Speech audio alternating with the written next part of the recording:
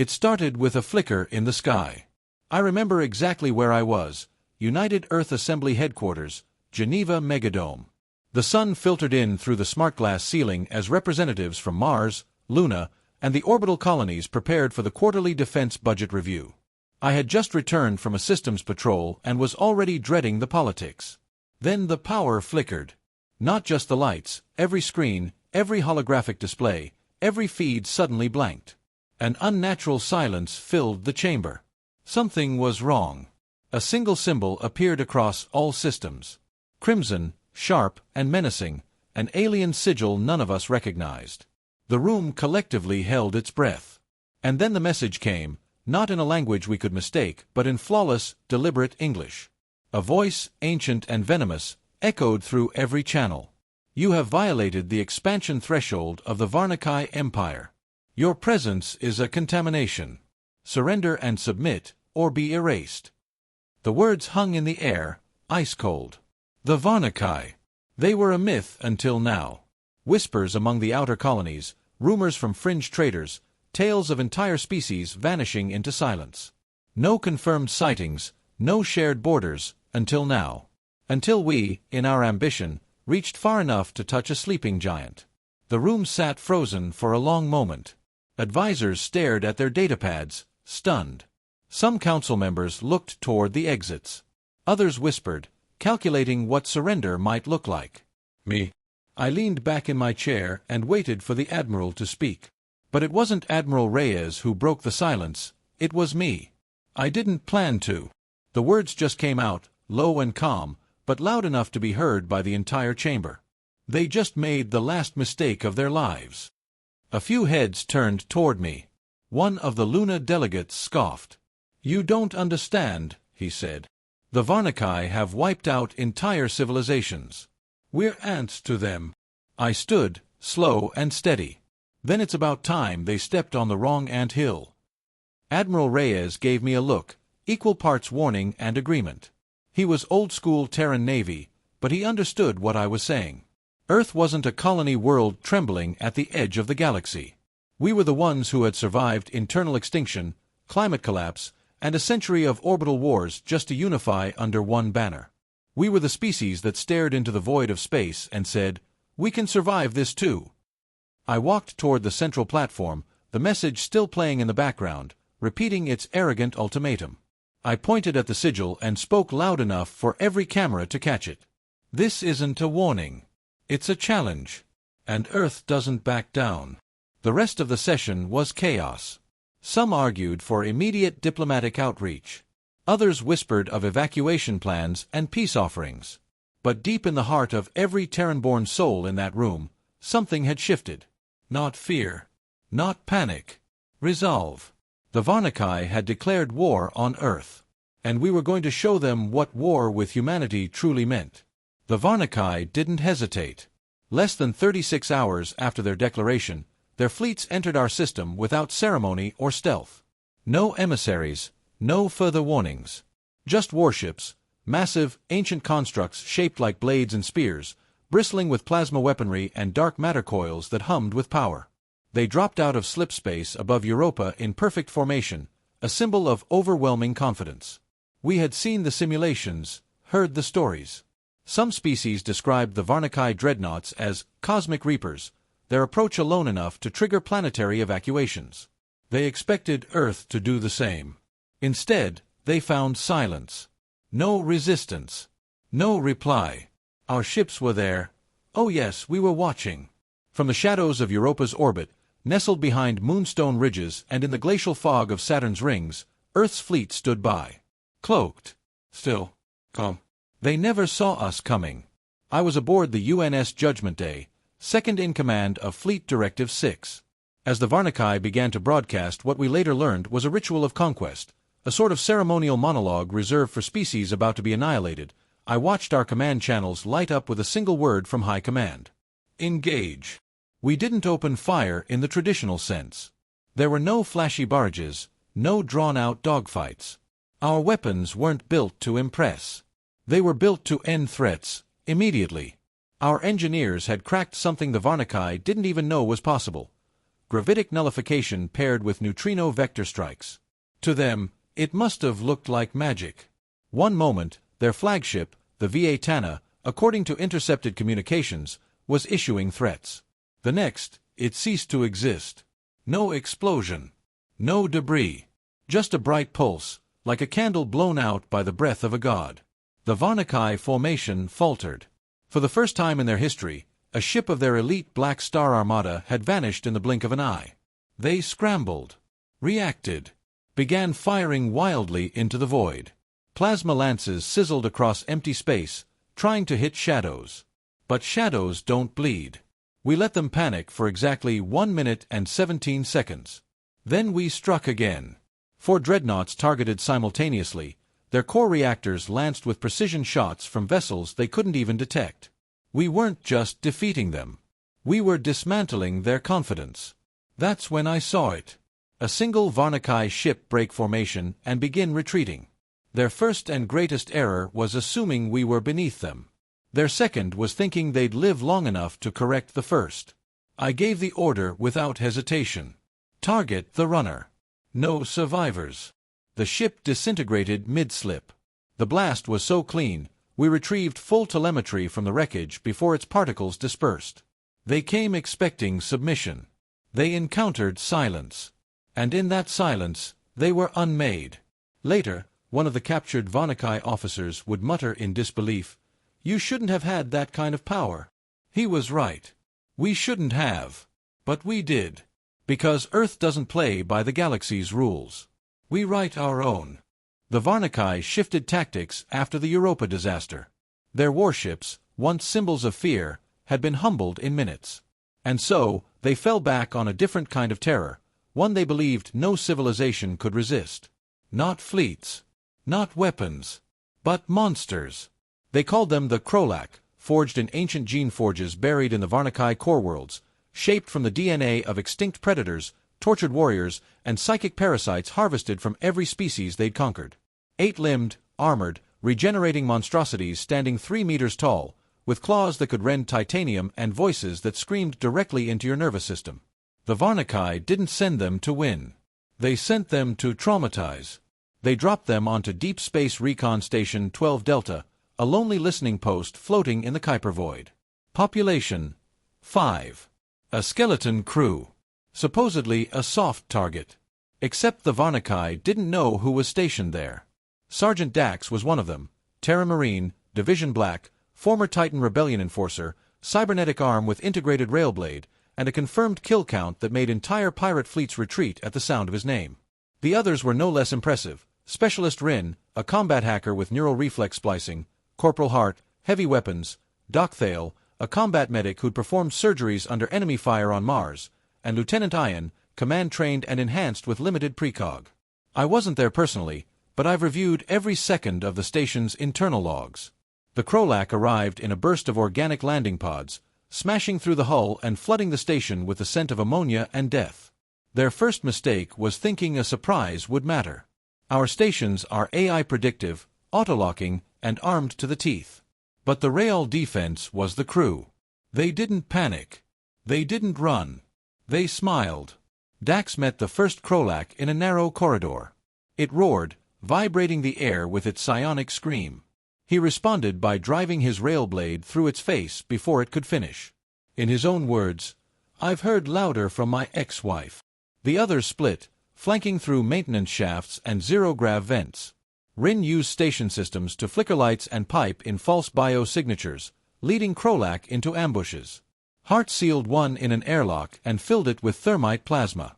Ian, with her brief flashes of precog, anticipated every move the monsters made seconds before they made them. It took 43 minutes. 5 humans. 12 Krolak. The final kill was brutal and poetic. Dax pulled the last creature into the cryogenics chamber, froze it solid mid-swipe, and shattered it with a single punch. The Varnakai expected carnage.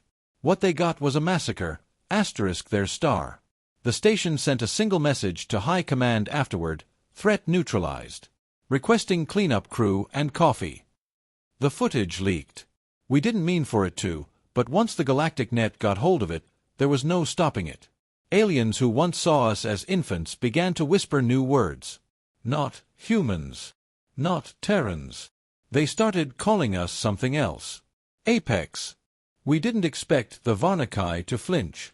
Not at first. Empires like theirs don't yield overnight. But after Europa and the failure at Station 12 Delta, they grew quiet. No more waves of dreadnoughts. No more bioterror monsters. Just silence. A long, dangerous pause. We knew what it meant. They were recalibrating, trying to understand what they were truly dealing with. They had stumbled into a war they didn't understand. Not just militarily, but psychologically. That's when Command made the call to push harder. Not with fleets. Not with weapons. With words. The idea was controversial, even within our own council. But the logic was sound. Fear wasn't enough. The Varnakai were too proud, too insulated. They needed something different. Something they couldn't categorize. So we gave it to them. We hijacked their Senate broadcast. The Varnakai Empire spanned hundreds of systems. Their governing body, the core Senate, met once every cycle at their capital, Varntel. A massive crystalline spire orbiting their sun, their equivalent of a galactic congress. Every major decision, from conquest to diplomacy, was decided there, and every meeting was broadcast system-wide to all their vassal worlds. We didn't just intercept the feed, we replaced it. Every screen across the Varnakai Empire blinked. Delegates stopped mid-sentence as their broadcast dissolved into static. And then, I appeared. Not an AI replica. Not a soldier in a helmet. Face uncovered. Voice calm. Human. No bluster. No threats. Just a truth they had never heard before. You have misunderstood who we are. You thought we were weak. That we would beg. That we would submit. I could see them, even across light years. Their wide, alien eyes. Their rigid bodies frozen in stunned silence. You made a mistake. You assumed humanity was like the others you conquered. That we would shatter when pressed. But we don't shatter. We sharpen. I let the words hang for a moment. Let the silence creep into their hearts. This is not a plea. This is not a warning. It is a mirror. Look into it and see what you've awakened. We do not seek your worlds. We do not want your empire. But if you continue down this path, you will have nothing left to return to. Their military leaders, watching from their command posts, scrambled to block the feed. It didn't work. Our signal was embedded in the core of their infrastructure. Every system, every terminal, every damn screen showed my face. And then, just before the feed cut, I said the line that would echo across the galaxy. We are not invaders. We are not prey. We are humanity. And you just made the worst decision of your civilization's existence. When the Varnakai finally restored their systems, the chamber was in chaos. Senators screamed. Generals stormed out. Advisors fainted. Because for the first time in their long, imperial history, someone had spoken back. Not with reverence. Not with fear. With certainty. With power. And with humanity. The moment the Varnakai broadcast was hijacked, they realized brute force wouldn't win this war. They'd lost their dreadnoughts. Their bioweapons had been humiliated. Their propaganda crumbled in the face of a human voice calmly declaring defiance on their own Senate floor. That's when they made their third and final mistake. They assumed that what they'd seen was the full extent of our strength. They hadn't seen Project Orion. It had existed for nearly 2 decades, hidden beneath the surface of Luna in a classified installation known only as Site Vortex 1. Even most of Earth's leadership didn't know its full purpose. It was our contingency. Not a superweapon. Not a bomb. A man. Captain J.L. Orion wasn't born. He was built. Grown from a tailored genetic line of Earth's strongest, fastest, and most resilient, modified through a decade of nanite integration, psychospinal enhancement, and cognitive imprinting. Every known species physiology was studied and mimicked within his systems. His blood could fool Varnakai scanners. His skin could mimic alien thermal signatures. His thoughts ran parallel on 3 neural threads. He didn't need a crew. He was the mission. We launched him in complete silence aboard a dark matter slip vessel, a craft so black it absorbed sensor scans like a hole in space. Not even our own satellites tracked him. It was safer that way. He traveled alone, across light years, directly to the Varnakai throne world. The heart of the Empire. I only saw his departure. I didn't hear from him again until it was over. When his signal finally pinged back, it was 3 words, Stage 3 complete. We later pieced together what had happened. ORION infiltrated their orbital defenses without detection. Slipped past their planetary firewall by mimicking the pulse of their own command frequencies. Landed undetected within walking distance of their primary control node, what they called the Spire of Continuum. In under 36 minutes, he had complete access to their global systems, civilian infrastructure, military targeting arrays, even environmental regulators. But he didn't destroy anything. Not yet. He rewrote them. Redirected their orbital fleet patrols to crash into each other. Locked their planet-wide defense grid into a feedback loop. Deactivated every communication hub simultaneously, plunging their world into a terrifying silence. And then he activated their sun.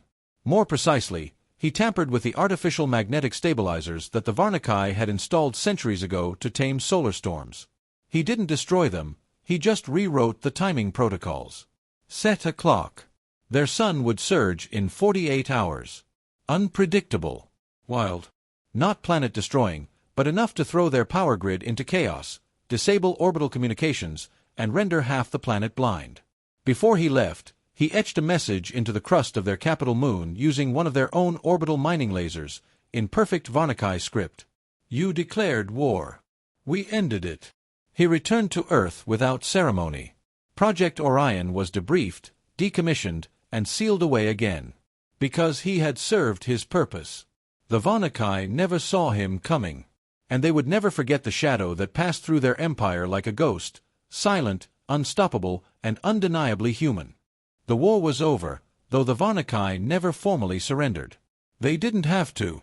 The moment their throne world fell silent, when their sun flared in artificial rage and their fleets vanished into the void, they knew it was finished. There was no fanfare. No declaration. Just a silence so complete, so consuming, that it echoed louder than any explosion. The galaxy felt that silence. Within days, neighboring empires and neutral collectives began reaching out. Some wanted to understand what had happened. Others wanted to make sure it didn't happen to them. And many, more than we ever expected, just wanted to acknowledge us. Not as a rogue species. Not as a backwater civilization punching above its weight. But as something far more unsettling. As equals. Or worse, as superior star. When Earth's delegation arrived at the next Galactic Council Summit, the atmosphere was different. The council chamber, once a cold, tiered amphitheater where we were given the lowest seats and spoke last, stood in breathless anticipation as we entered. Entire species turned to face us. Eyes, lenses, antennae, locked on every member of our diplomatic team. I walked in uniform, flanked by Admiral Reyes and Chief Diplomat Yun, and every step echoed like thunder on the polished stone floor. We passed the Ekerans, who once petitioned to have Earth barred from council membership. Their representative didn't meet our eyes. We passed the Vuthari, who'd called our kind tempered apes barely a cycle ago. Now their ambassador bowed slightly as we passed. And when we reached our assigned place, it wasn't at the bottom tier. It was at the center.